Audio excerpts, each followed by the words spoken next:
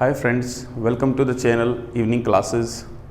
आज हम अपनी सीरीज में वोकेबुलरी का पोर्शन करेंगे और इस पोर्शन को हम थोड़ा अलग तरीके से करेंगे। हम वोकेबुलरी को थोड़ा सा रूट में जाकर समझने की कोशिश करेंगे।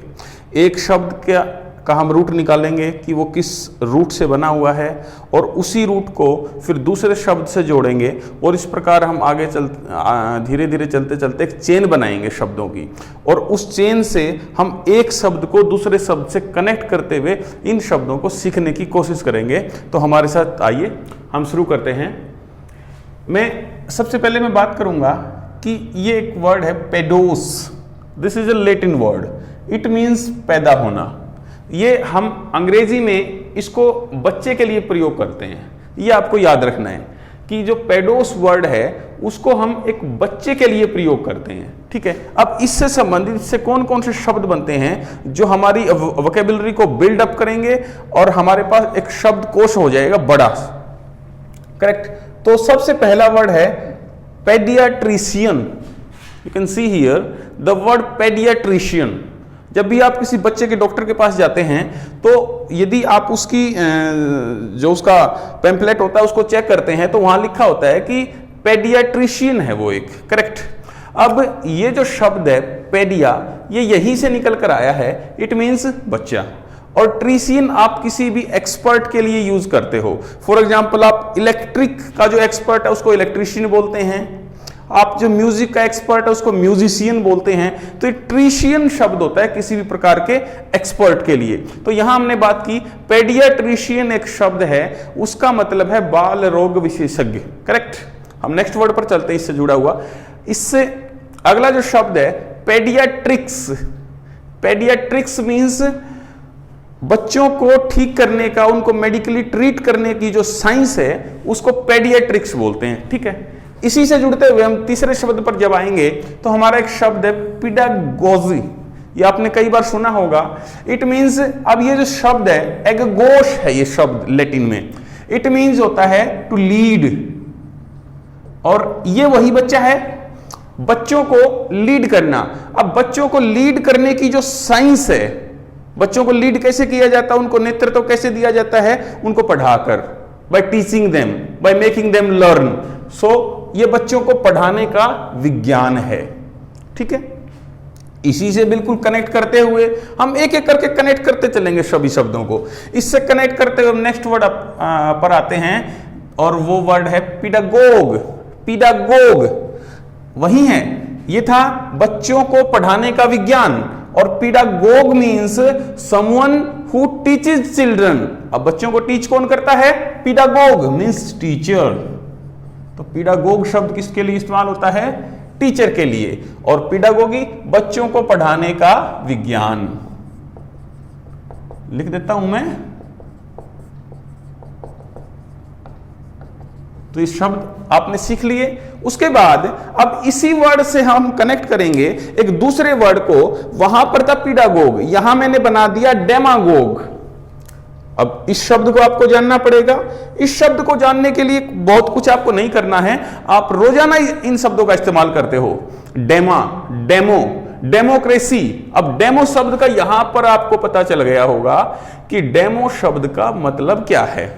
डेमोक्रेसी लोगों द्वारा किया गया शासन, लोगों द्वारा चलाया गया तंत्र। तो डेमो मीन्स लोग। अब डेमागोग लोगों को, यहीं पर आ जाइए दोबारा, गोग लोगों को लीड करने वाला। लोगों को लीड करने वाला कौन है? नेता। तो इसका मीनिंग क्या रहेगा? नेता, राइट, ठीक है, ओके। अब यहां पर आइए, हम यहां पर DEM है, हम एक दूसरे शब्द पर आते हैं जिसमें स्लाइटली एक थोड़ा सा वेरिएशन है, डर्म। ये डर्म जो शब्द है ये इस्तेमाल होता है स्किन के लिए। आप याद रखेंगे इसको, जो डर्म शब्द है वो इस्तेमाल होता है स्किन के लिए, करेक्ट। तो इससे जो शब्द बनता है dermatologist, A doctor who is specialized in skin diseases। ऐसा डॉक्टर जो त्वचा के रोगों का विशेषज्ञ है उसको हम कहेंगे डर्मेटोलॉजिस्ट, करेक्ट, ठीक है। इसी से कनेक्ट करते हुए हम नेक्स्ट शब्द पर चल रहे हैं, हाइपोडर्मिक। एपिडर्मिक।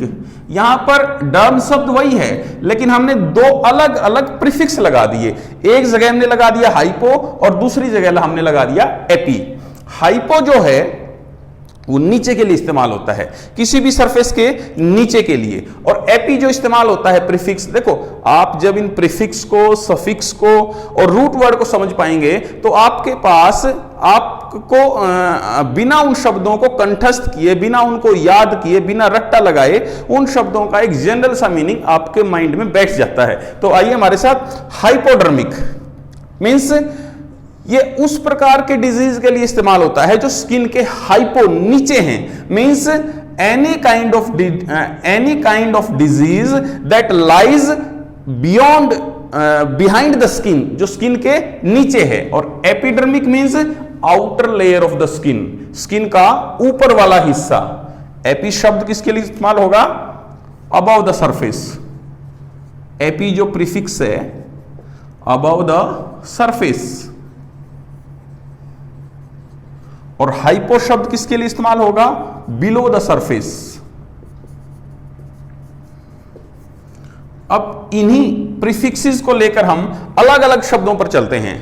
एक हाइपोसेंटर, एक एपिसेंटर। आप ज्योग्राफी में जाएंगे तो आपको ये दो शब्द मिलते हैं, हाइपोसेंटर, एपिसेंटर। ये दोनों शब्द आर रिलेटेड टू अर्थक्वेक।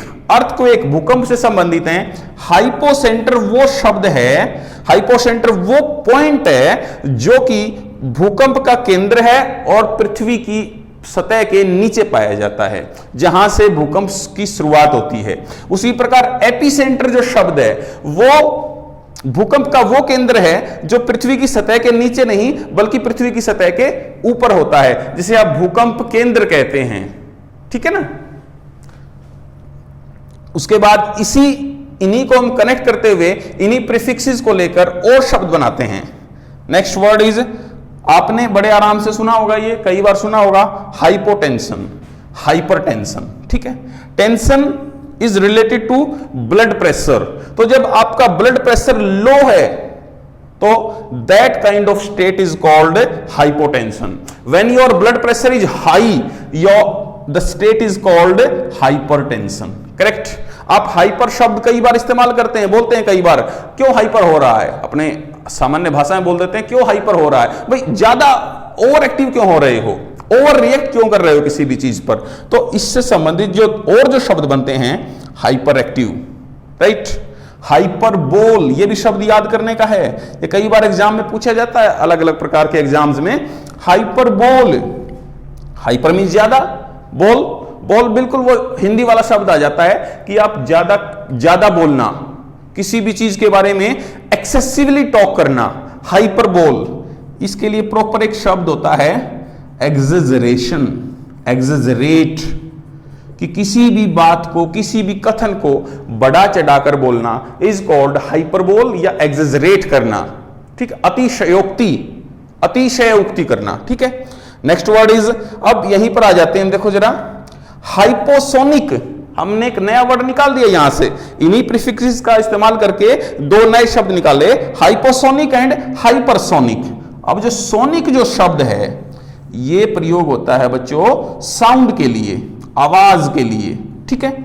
तो हाइपोसोनिक मीन्स ऐसी गति जो कि ध्वनि की गति से कम है। हाइपोसोनिक ऐसी गति है, the speed which is below the speed of sound. तो hypersonic is the speed that is over the speed of sound, जो कि ध्वनि की गति से तेज है, उसको हाइपरसोनिक बोलते हैं। अब सोनिक शब्द को लेकर आएंगे हम, सोनिक से ही दो शब्द और निकालेंगे। ये आवाज के लिए इस्तेमाल होगा, ध्वनि के लिए तो देखेंगे। अब सोनार वहीं से आया है, याद, बड़े ध्यान से देखें इसको। सोनार एक ऐसा इंस्ट्रूमेंट है जिसको हम साउंड का प्रयोग करके, साउंड की मेजरमेंट करके, हम समुद्र के अंदर जो पदार्थ हैं या कोई भी जीव जंतु हैं उनकी गहराई का अंदाजा लगाते हैं। वो मेडिकल इंस्ट्रूमेंट, उसको हम बोलते हैं सोनार। ठीक है? अब उसको कैसे करते हैं, वो वैसे तो साइंटिफिक बात है कि हर चीज की आवाज होती है, समुद्र के अंदर जो भी चीजें हैं उनकी कोई ना कोई साउंड वेव जाती हैं, तो उन साउंड वेव्स के जरिए हम ये पहचान सकते हैं, साइंटिस्ट ये जान सकते हैं कि वो कितनी नीचे से आ रही है। ठीक है, तो ये जो सोनार जो इंस्ट्रूमेंट है समुद्र के अंदर चीजों की गहराई को नापने के लिए इस्तेमाल किया जाता है। अब वैसा ही शब्द है एक सोनोरस, ये अपने आप ही बता रहा है, सोनो आवाज के लिए होता है, रस मींस ऐसी आवाज that is pleasant, A sound that is pleasant, तो मधुर आवाज, इसके लिए इस्तेमाल होगा बच्चों ये मधुर आवाज के लिए। करेक्ट। उसके बाद हम आते हैं, अभी डर्म हमने किया था, इससे दो शब्द और कर लेंगे हम, एक है टैक्सीडर्मी और एक डर्मेटाइटिस। राइट। टैक्सीडर्मी वैसी एक वैसी साइंस है, एक आर्ट है कि जिसके जरिए हम जीव जंतुओं की स्किन के अंदर उनका सारा जो उनकी मसल्स हैं, बोन्स हैं, वो सारा कुछ निकाल के और उसको किसी और चीज से स्टफ कर देना, उस साइंस को हम बोलते हैं टैक्सीडर्मी। ठीक है। Next word is dermatitis. अब ये याद रखने की बात है कि जहां भी जिस भी शब्द के पीछे TIS लग जाता है इट मींस इन्फ्लेमेशन। उसका मतलब क्या हो जाता है बच्चों? इन्फ्लेमेशन। इन्फ्लेमेशन मींस स्वेलिंग, सूजन हो जाती है, पेनफुल स्वेलिंग हो जाती है, इन्फ्लेमेशन। तो स्किन में जो स्वेलिंग हो जाए, स्किन के अंदर इन्फ्लेमेशन हो जाए, उस अवस्था को, स्किन की उस अवस्था को हम बोलते हैं डर्मेटाइटिस। राइट। अब यहीं से कुछ और शब्द हैं जो आप याद रखेंगे। फर्स्ट इज एक वर्ड है स्पॉन्डिलाइटिस, एक TIS वाले बता रहा हूं मैं, स्पॉन्डिलाइटिस। Next is arthritis. ठीक है। साइनस्टाइज, साइनस्टिस, TIS वाले। अब स्पॉन्डिलाइटिस ये स्पाइन के लिए इस्तेमाल होता है, तो स्पाइन में जो सूजन आ जाती है, स्पाइन में रीढ़ की हड्डी में जो इन्फ्लेमेशन आ जाती है, उस अवस्था को स्पॉन्डिलाइटिस बोलते हैं। और हड्डियों के जोड़ में जो स्वेलिंग आ जाती है उसको आर्थराइटिस बोलते हैं। और साइनस्टिस मींस जो साइनस, जो ये आपकी नाक होती है वहां पर स्वेलिंग आ जाए उसको साइनस्टिस बोलते हैं। तो बच्चों आज आपने देखा ये हमने अलग अलग प्रकार के शब्द, इतने सारे शब्द हमने रूट वर्ड, शब्दों के रूट्स को पकड़कर उनको कनेक्ट करके हमने आज ये शब्द याद किए। मैं उम्मीद करता हूं कि आपको ये अच्छी तरह समझ में आए होंगे और आप इनको, इससे संबंधित कोई भी क्यूरी है वो आप कमेंट बॉक्स में डाल सकते हैं, हम वहां पर आपका रिप्लाई जरूर करेंगे। तो आज का ये एपिसोड देखने के लिए thank you for watching this.